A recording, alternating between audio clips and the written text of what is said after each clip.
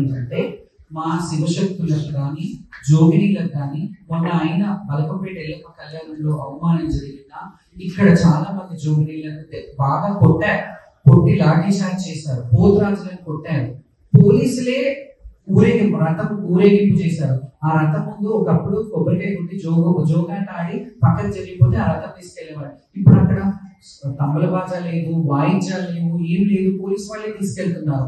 Right, మీరు అట్లాగే చేయండి, మమ్మల్ని కూడా ఆపేస్తున్నారు. మా ఒడిబియ్యం అమ్మవారి కళ్యాణంలో ఆ చీర అమ్మవారి ఒడిబి వేసి ఒకటి ఉండేది, అది కూడా లాగేసుకున్నారు. ఇప్పుడు మేము ఏం డిమాండ్ చేస్తున్నామంటే, ఎందుకు ఈ వివక్షత? గవర్నమెంట్ అఫీషియల్ గా ఇంత జరిగినాక కూడా ఎందుకు ఒక ప్రెస్ మీట్ పెట్టి మీకు ఏం కావాలి, లేకపోతే ఒక సమీక్ష నిర్వహించి ఒక మీటింగ్ పెట్టి, మీటింగ్లు చాలా పెట్టారు, ఇక మేము మీటింగ్లు ఇవన్నీ వేస్ట్. మేము ఒకటే నిర్ణయించుకున్నాం ఏంటంటే, ఈ సంవత్సరం అక్కడ జరిగిన అవమానానికి బలకంపేట గాని మహంకాళి గాని గోల్కొండలో గాని బోనాలు మాతోనే, మీ అందరికీ తెలుసు కదా బోనం అంటేనే మేమందరం సామూహికంగా ఇక్కడ ఉన్న వాళ్ళందరి నిర్ణయం ప్రకారమే మేము ఈ సంవత్సరం మహంకాళి టెంపుల్ కి బోనాలు తీసుకురావట్లేదు. ఎప్పుడైతే ప్రభుత్వం దిగొచ్చి మా విషయాలు, మా విన్నపాలు మన్నిస్తారో, మా నీడ్స్ ఏమున్నాయో, మా కోరికలు ఏమున్నాయో, మాకేం కావాలనుకుంటున్నామో అవి అడిగి మీరు తెలుసుకొని మీరు జాతర నిర్వర్తిస్తేనే మేము రాగలుగుతాము. శ్యామలకు ఒకదానికి గ్రీన్ కార్పెట్ వేసి మిగతా వాళ్ళని ఇబ్బంది పెడతానంటే నేను ఒప్పుకోను. చెప్పారు అట్లా కూడా, డీసీపీ గారు నన్ను కూర్చోబెట్టి మాట్లాడారు, మీకు ఒక లైన్ ఇస్తాము, మీకు ఒక స్పెషల్ ఇది ఇస్తాము, టైం ఇవ్వమన్నారు. టైం 1 to 3 అంటారు. టైం ఎందుకు ఇవ్వాలి? మేము టైం ఎట్లా కుదురుతుంది? మాకు టైం పాసిబుల్. వరంగల్ నుంచి వస్తారు, మహారాష్ట్ర నుంచి వస్తారు, వాళ్ళకి బస్సులు రావాలి, ట్రాఫిక్ లో ఇబ్బందులు పడతారు. 1 to 3 అనగానే అయిపోతుంది, ఇంకా మీకు ఇచ్చిన టైం అయిపోయింది. ఎక్స్క్యూజ్ మీ, మీకు ఇచ్చిన టైం అయిపోయింది అని చెప్పి మీరు మమ్మల్ని రానివ్వకపోతే ఎట్లా? మాకు కూడా టైం ఇవ్వండి. టైం ఏంటి టైం? మీరు విఐపీలకి, మంత్రులకి, మినిస్టర్లకి వాళ్ళందరికీ టైం కేటాయించండి. వాళ్ళని పొద్దున్న నుంచి 10:30, 11 లోపు వాళ్ళని వచ్చి మన డైరీకి వచ్చిన లైన్ లో రమ్మనండి. తర్వాత మాకు టైం ఇచ్చి మాకు వివక్షత చూపించడం ఏంటి? మా బోనాల లైన్ ని ప్రత్యేకంగా ఏర్పాటు చేయాలి. ఇంకొకటి, మొన్న పోతురాజులని మా శివశక్తులను కొట్టినందుకు మేము దీని మీద చాలా మనస్తాపం చెంది ఈ ఇబ్బందులు ఇంకా మేము కొనసాగించలేము, మా వాళ్ళు శపిస్తున్నారు అని వీడియోలు చాలా ట్రోల్ అవుతున్నాయి. ఎందుకు చేస్తామండి? మాకు మీ మీద ఉన్న పర్సనల్ గ్రడ్జా? ఇది కాకపోతే ఇంకొకటి అని అనుకుంటాము. మీరు బాగా చూడకపోతే బాగా చూసేవాళ్ళు ఎప్పుడు వస్తారో, మమ్మల్ని తీసుకెళ్లి బోనం చేయిస్తారని వెయిట్ చేస్తాం. మేము ప్రభుత్వం ఇప్పటికైనా దిగొచ్చి మాకు ఒక ప్రత్యేక క్యూ లైన్ ఏర్పాటు చేసి, సీనియర్స్ ఎవరైతే ఉన్నారో, ఇప్పుడు మేము చాలా ఏళ్ళుగా చేస్తున్నాం, అన్ని తెలంగాణలో ఉన్న దేవాలయాలకి ఐడి కార్డ్స్ ఇష్యూ చేయండి. ఆ ఐడి కార్డ్ సీనియర్లు ఉన్న వాళ్ళందరికీ ఇవ్వమని అనట్లేదు, లక్షలాది మంది ఉన్నారు. అలా అంటే ఎవరైతే కల్చర్ రిప్రజెంటేటివ్స్ ఉన్నారో, ఎక్కడ ఎవరికైతే అవసరం ఉందో వాళ్ళకి ఒక పాస్ ఇష్యూ చేయండి. ఒక గుడికి మేము భద్రాచలంలో మేము రాముల వారి కళ్యాణం చేస్తామని ఇలా అడగట్లేదండి. మాంకాలమ్మకు ఎల్లమ్మకు బోనం ఇస్తామని అడుగుతున్నాం. మా రైట్ ఇది, మాకు చేయనివ్వండి.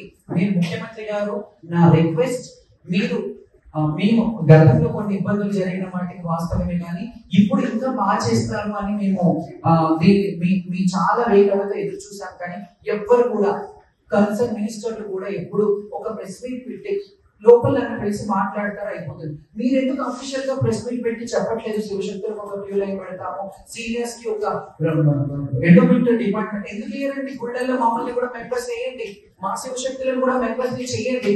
మాకు కూడా రైట్ ఉంది కదా, మేము సేవ చేస్తున్నాం కదా. సీతక్క గారు గతంలో అసెంబ్లీలో మాట్లాడారు, ఏమని? మోజామిజంలకు వీళ్ళకి ఇచ్చే వృత్తి కానీ, అర్చకులకి ఇచ్చే వృత్తి కానీ మా శివశక్తులకి, పోతనలకి ఇవ్వమని అడిగారు ఆవిడ. మీరు వీడియో చూసుకోండి, అసెంబ్లీలో మాట్లాడారు. బోనాల కల్చర్ వచ్చాక ఎందుకు మర్చిపోతున్నారండి? కల్చర్ ని ముందేకి వచ్చాం అంటే, ఇట్లా మీరు మాట్లాడే మాటలు మీకైతే తెలిసి ఉంటుంది కదా, మీరు దాన్ని ఎందుకు ముందుకు తీసుకెళ్ళట్లేదు? శివశక్తుల పెన్షన్ ఏమన్నారు? వృద్ధులకి ఇవ్వండి. 50 ఏళ్ళ పైన పడిన శివశక్తులు ఎవరైనా ఉంటే వాళ్ళకి ఇవ్వండి. శివశక్తులకి గౌరవప్రదమైన జీవితం గడపాలని అనుకుంటారు. ఆ ఏరియాలో, ఏ ఎమ్మెల్యే ఏరియాలో ఏ గుడి ఉంటుందో ఆ గుడిలో నిధుల నుంచి సంవత్సరానికి ఒకసారి, సంవత్సరానికి ఒక్క రోజు ఒక జాకెట్ బట్ట ఒక గుడిక ఇవ్వండి మా శివశక్తులకి. గౌరవంగా ఒక షాల్ వేసి సత్కరించండి. వాళ్ళ బోనం వస్తున్నప్పుడు మీరు వెల్కమ్ చేయండి. మీరు మినిస్టర్లకు ఎట్లాగైతే చేస్తారో వాళ్ళకి వెల్కమ్ చేయండి. పోతురాజులను కొడతారా అండి? ఇప్పటి వరకు ఎప్పుడైనా పోతురాజులను కొట్టే కల్చర్ ఉందా?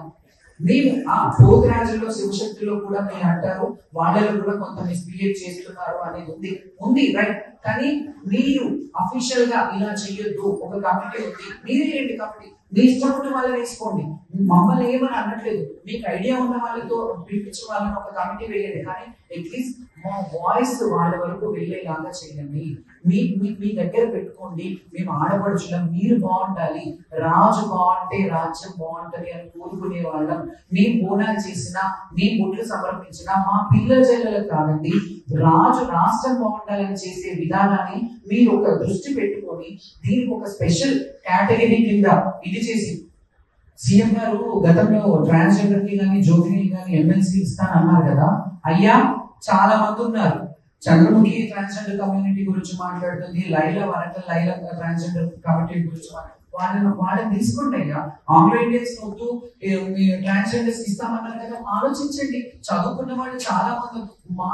నేను అంటున్నాను కదా, మాకు ఏమీ అవసరం లేదు. మేము గుడికి వెళ్తాం అంటే మాకు ఈ పర్సన్ ఉంది కదా, ఎక్కడో వరంగల్ నుంచి వచ్చారు, అక్కడ వాళ్ళు వచ్చారు కదా, వీళ్ళని పెట్టండి, మేము అవసరం లేదు. వాళ్ళ దగ్గరికి వెళ్ళి రిక్వెస్ట్ చేస్తాం, మాకు ఇది కావాలి, మాకు ఈ గుడికి వెళ్ళాలి, మీరు వాళ్ళకి పాసులు ఇవ్వండి. విఐపి పాసులు అన్ని గుళ్ళల్లో ఎవరెవరికి ఇస్తారండి? ప్రోటోకాల్ ఉన్న వాళ్ళందరికీ విఐపి మేము కాదా? అట్లీస్ట్ మేము